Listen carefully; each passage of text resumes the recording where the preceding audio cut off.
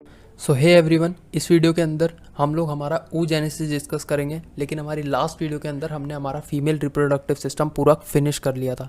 सो अगर अभी तक आपने वो वीडियो नहीं देखा है तो आई बटन पे क्लिक करके उस वीडियो को चेक कर लेना।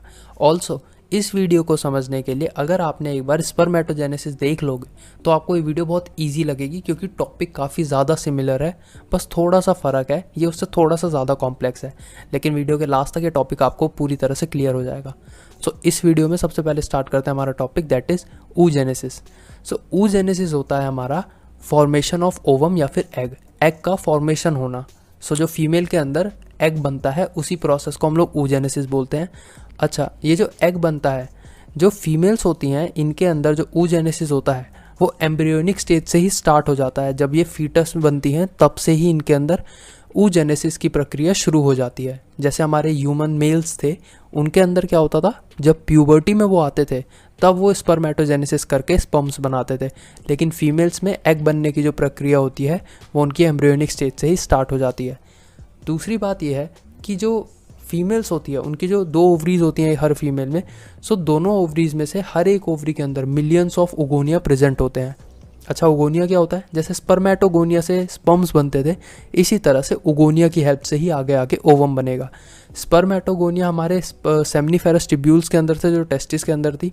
इसी तरह से हमारे जो ओगोनिया होते हैं वो फीमेल की ओवरी के अंदर प्रेजेंट होते हैं और मिलियंस के अमाउंट में प्रेजेंट होते हैं। तो अब देखते हैं कि इनसे फॉर्मेशन कैसे होगा।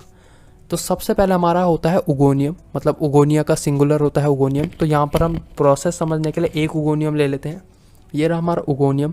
ओगोनियम एक डिप्लॉइड सेल होता है। हमेशा याद रखना, जिस भी सेल से गैमेट्स बनेंगे वो हमेशा डिप्लॉइड सेल ही होगा। एक डिप्लॉइड सेल से हमेशा गैमेट्स बनते हैं। क्यों? क्योंकि जो डिप्लॉइड सेल है वो आगे मियोसिस करेगा। मियोसिस करने से उसके क्रोमोसोम नंबर हाफ हो जाएंगे, और क्रोमोसोम नंबर हाफ हो गए तब वो हैप्लॉइड सेल बन जाएगा। तो एक फीमेल का हैप्लॉइड एक मेल का हैप्लॉइड फ्यूज़ करके हमेशा डिप्लॉइड बनाते हैं। इसी तरह से जायगोट बनता है हमेशा। मेल जर्म सेल में हमने देखा हमारा जो स्पर्मेटोगोनिया था वो डिप्लॉइड था। यहाँ पर हमारा ओगोनियम डिप्लॉइड होगा। तो सबसे पहले एम्ब्रियोनिक स्टेज में ही, ये अभी एम्ब्रियोनिक स्टेज में ही है, तो एम्ब्रियोनिक स्टेज में ये करेगी माइटोसिस डिवीजन। मैं उम्मीद करता हूँ आपको मियोसिस और माइटोसिस आता होगा, बट फिर भी मैं ब्रीफ में आपको बता देता हूँ।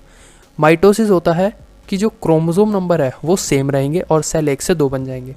और मियोसिस होता है कि क्रोमोसोम नंबर हाफ हो जाएंगे और सेल 1 से 4 बन जाएंगे। मियोसिस 2 फेज में होता है, मियोसिस 1 और मियोसिस 2। मियोसिस 1 में सेल 1 से 2 बनते हैं और क्रोमोसोम नंबर हाफ हो जाते हैं। और मियोसिस 2 में वही सेल 2 से 4 बन जाते हैं, लेकिन क्रोमोसोम नंबर दूसरी बारी में हाफ नहीं होते हैं। तो सबसे पहले हमारा ओगोनियम माइटोसिस डिवीजन करेगा और वो ओगोनियम से बना लेगा प्राइमरी oocyte। जैसे स्पर्मेटोगोनियम से बना था हमारा प्राइमरी स्पर्मेटोसाइट, सिमिलरली ओगोनियम से बनेगा प्राइमरी oocyte। तो ओगोनियम डिप्लॉइड था, माइटोसिस करा है, प्लॉइडी सेम रहेगी, 2n ही रहेंगे दोनों सेल, और सेल 1 से 2 बन गए। अब क्या होगा, ये जो प्राइमरी oocyte है ये एम्ब्रियोनिक स्टेज में ही, अभी ये एम्ब्रियो ही है, तो वहीं पर ये मियोसिस 1 भी शुरू करेगा। लेकिन हमने पढ़ा है मियोसिस 4 फेज में होता है, prophase, metaphase, anaphase, telophase. Mitosis भी 4 में ही होता है। सो मियोसिस के 2 फेज होते हैं, मियोसिस 1, मियोसिस 2। तो इसीलिए टोटल 8 फेजेस हो गए, prophase 1, prophase 2, prophase 1, metaphase 1, anaphase 1, telophase 1। Similarly meiosis 2 के हो गए 4, प्रोफेज 2, मेटाफेज 2, एनाफेज 2 और टीलोफेज 2। सो इधर क्या होगा, ये मियोसिस 1 स्टार्ट तो करता है लेकिन प्रोफेज 1 में ही अटक जाता है, उसके आगे आ ही नहीं पाता। अब ये यहाँ पर अटक जाता है और अब जो फीमेल है वो अपनी प्यूबर्टी तक यहीं तक अटकी रहती है। तो प्रोसेस एम्ब्रियो की स्टेज से स्टार्ट हुआ था, ओगोनियम से प्राइमरी oocyte बना था, प्राइमरी oocyte, लेकिन आगे आके प्राइमरी oocyte ही रह जाता है क्योंकि मियोसिस 1 भी पूरा नहीं हो पाया, वो पहले ही अटक गया। तो प्राइमरी oocyte ही बोलते हैं इसको हम अब भी। अब क्या होता है, फीमेल हो गई है बड़ी, तो उसकी प्यूबर्टी आ चुकी है, उसकी एज 11 से 13 के आसपास हो चुकी है। अब क्या होगा, जो इसकी मियोसिस 1 है ये कंप्लीट हो जाएगी। सो यहाँ पर बस ये होता है कि अनइक्वल डिवीजन होता है। अनइक्वल डिवीजन से मेरा क्या मतलब है वो आपको थोड़ी देर में समझ आ जाएगा। जो सेल्स है वो 2 में डिवाइड हो जाएंगे, एक छोटा सेल बनेगा और एक बड़ा सेल बनता है, लेकिन प्लॉइडी हाफ हो जाएगी मियोसिस के बाद, ये हमने पहले ही डिस्कस कर लिया था। अब प्लॉइडी हाफ हो गई है तो जो छोटा वाला सेल है उसको हम लोग बोलते हैं पोलर बॉडी, और वो डीजनरेट हो जाती है, उसका कोई काम नहीं होता। लेकिन जो हमारा बड़ा वाला सेल बना है इसको हम लोग नाम देते हैं हमारा सेकेंडरी oocyte। मतलब प्राइमरी oocyte ने मियोसिस कंप्लीट करके सेकेंडरी oocyte बनाया। लेकिन मैंने कहा था मियोसिस 2 फेजेस में कंप्लीट होता है, तो मियोसिस 1 ही हुआ है। अब ये करेगा मियोसिस 2 कंप्लीट। तो जब सेकेंडरी oocyte मियोसिस 2 कंप्लीट करेगा तो अगेन वो जो बड़ा वाला सेल है वो मियोसिस करेगा, तो एक छोटा सेल बनेगा, एक बड़ा सेल बन जाएगा। सो जो छोटा वाला सेल है वो पोलर बॉडी है, वो डीजनरेट हो जाएगा, और जो हमारा बड़ा वाला सेल है वो होगा हमारा ओवम, और वही है हमारा एग। सो अनइक्वल डिवीजन से मेरा यही मतलब था कि एक छोटा सेल बनेगा और एक बड़ा वाला सेल बनेगा। सो आई होप आपको यहाँ तक ये वीडियो समझ आ गई होगी। अब वीडियो में थोड़ा सा पीछे चलेंगे और समझेंगे कि बीच में इसके साथ एक और प्रोसेस है जो साथ साथ चलता रहता है। तो दोनों प्रोसेस को आई होप आप लोग सिंक्रोनाइज कर पाओगे। सो चलते हैं दोबारा और समझते हैं कि वो क्या प्रोसेस है जो हमने ऊपर स्किप किया था। अच्छा, हमने डिस्कस किया कि हमारा उगोनियम माइटोसिस करके प्राइमरी oocyte बनाता है। प्राइमरी oocyte मियोसिस 1 शुरू तो करता है लेकिन प्रोफेज 1 पे ही रुक जाता है। अब उसके बाद वो प्यूबर्टी के बाद आगे का प्रोसेस करता है। लेकिन इस पूरी प्यूबर्टी के बीच तक सिर्फ इतना ही नहीं होता है, प्राइमरी oocyte बन के रुकता ही नहीं है, और भी कुछ प्रोसेस होते हैं एम्ब्रियोनिक स्टेज से प्यूबर्टी तक के। वो क्या होता है, आपका ये जो प्राइमरी oocyte मियोसिस 1 पे अटक गया है, ये वाला जो सेल है प्राइमरी oocyte जो मियोसिस 1 पे अटक गया है, इसके अराउंड एक सेल की लेयर आ जाती है। इस सेल की लेयर को हम लोग नाम देते हैं ग्रेन्युलोसा सेल्स। सो जब इसके अराउंड ग्रेन्युलोसा सेल्स की लेयर आ गई, प्राइमरी oocyte के अराउंड ग्रेन्युलोसा सेल्स की लेयर आ चुकी है, अब इस स्ट्रक्चर को, पूरे स्ट्रक्चर को हम लोग बोलते हैं primary follicle. I hope it's clear कि प्राइमरी फॉलिकल क्या होता है। प्राइमरी oocyte के अराउंड ग्रेन्युलोसा सेल्स की लेयर आ जाती है। ये एम्ब्रियोनिक स्टेज में ही होता है। तो एम्ब्रियोनिक स्टेज के बाद प्यूबर्टी तक हमारे जो प्राइमरी oocyte है उसका नंबर बहुत ज़्यादा डिक्रीज़ होता रहता है फीमेल की बॉडी के अंदर। मिलियंस थे उगोनिया स्टार्टिंग में, उसके बाद वो डिवाइड होकर प्राइमरी oocyte बनाते हैं।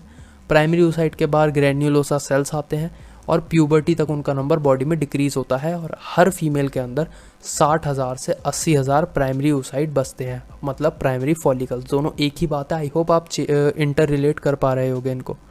सो उसके बाद क्या होता है, ये जो हमारा प्राइमरी फॉलिकल है ये आगे डेवलप होता है। अब ये प्राइमरी फॉलिकल रुका रहता है प्यूबर्टी तक। प्यूबर्टी में जब फीमेल आती है तब इसका प्रोसेस आगे स्टार्ट होता है। तब क्या होता है, प्राइमरी फॉलिकल का डेवलपमेंट दोबारा शुरू होता है। प्राइमरी फॉलिकल डेवलप होकर के उसके बाहर एक और ग्रेन्युलोसा सेल्स की लेयर आ जाती है, मतलब मल्टी लेयर हो जाती है ग्रेन्युलोसा सेल्स की। इस स्ट्रक्चर को हम लोग नाम दे देते हैं सेकेंडरी फॉलिकल। अब ये सेकेंडरी फॉलिकल आगे फर्दर डेवलप होता है। डेवलप होने के बाद इसके बाहर और लेयर्स आ जाती हैं ग्रेन्युलोसा सेल्स की, और जो हमारा एक बीच में इसके कैविटी भी बन जाती है, खाली स्पेस बन जाता है। उस कैविटी के अंदर फ्लूइड भरा हुआ होता है। Cavity filled with fluid in tertiary follicle is antrum. मतलब हमारा जो टर्शियरी ये जो फॉलिकल है इसको हम लोग नाम देते हैं टर्शियरी फॉलिकल, और जो इसका फ्लूइड है जिसमें स्पेस भरा हुआ है उस फ्लूइड को हम लोग बोलते हैं एंट्रम। उस स्पेस को, जो कैविटी है जो फ्लूइड से भरी है, उसको हम लोग एंट्रम नाम देते हैं। अच्छा, हमारा टर्शियरी फॉलिकल तो पूरा बन चुका है, लेकिन एक बात अच्छे से याद रखो कि अभी तक ये प्राइमरी oocyte ही है। जैसे हमारे प्राइमरी oocyte के बाहर एक सेल की लेयर आई, प्राइमरी फॉलिकल बना, और मल्टी लेयर्ड हो गई, 2-3 लेयर्स आ गई, सेकेंडरी फॉलिकल बना, और लेयर्स आती गई तो हमारा टर्शियरी फॉलिकल बना। लेकिन जो हमारा प्राइमरी oocyte है वो सेम है, इसके अंदर अभी भी प्राइमरी oocyte ही है, अभी तक ये सेकेंडरी oocyte नहीं बना है। तो टर्शियरी फॉलिकल के बाद ये जो हमारा प्राइमरी oocyte है, जब एंट्रम आ जाता है तब प्राइमरी oocyte मियोसिस 1 कंप्लीट करता है, अपना अनइक्वल डिवीजन करता है जिसमें पोलर बॉडी बनती थी और हमारा सेकेंडरी oocyte बनता था। सो टर्शियरी फॉलिकल के बाद जो फॉलिकल आता है उसके अंदर हमारा सेकेंडरी oocyte बनता है, और उसके बाहर एक कवरिंग आ जाती है, एक प्रोटेक्टिव लेयर आ जाती है। ये प्रोटेक्टिव लेयर का नाम होता है जोना पेलुसिडा। इस लेयर का काम क्या होता है ये आपको बताता हूँ। जब फर्टिलाइजेशन होता है एग में, तब ये लेयर इंश्योर करती है कि बस एक ही स्पर्म फर्टिलाइज कर सके और कोई भी स्पर्म आ करके दोबारा फर्टिलाइजेशन नहीं कर पाता। तो सेकेंडरी oocyte के बाद जब जोना पेलुसिडा आ जाती है, यही होता है हमारा ओवम और एग। सो हमारा जो एग है इसके अराउंड एक और लेयर आ जाती है ग्रेन्युलोसा सेल्स की, मतलब टर्शियरी फॉलिकल में थी ऑलरेडी लेयर्स, इसके अराउंड और ज़्यादा लेयर्स आ जाती हैं। सो इस फाइनल फॉलिकल को हम लोग बोलते हैं हमारा ग्राफियन फॉलिकल। और इस ग्राफियन फॉलिकल के आगे भी काफ़ी सारे प्रोसेस होते हैं, लेकिन वो इस वीडियो में कवर नहीं करेंगे, वो मेंस्ट्रुएशन का टॉपिक है तो वहीं पे कवर करेंगे। सो इस वीडियो के लिए इतना ही। अगर ये वीडियो अच्छी लगी हो तो वीडियो को लाइक करना, और कोई टॉपिक्स या फिर कोई डाउट्स हो आपके तो मेरे से कमेंट में ज़रूर पूछ लेना, मैं सारे रिप्लाई करूँगा। और इस चैनल को सब्सक्राइब करके बेल आइकन ज़रूर प्रेस करना। सो इस वीडियो के लिए इतना ही। Thanks for watching.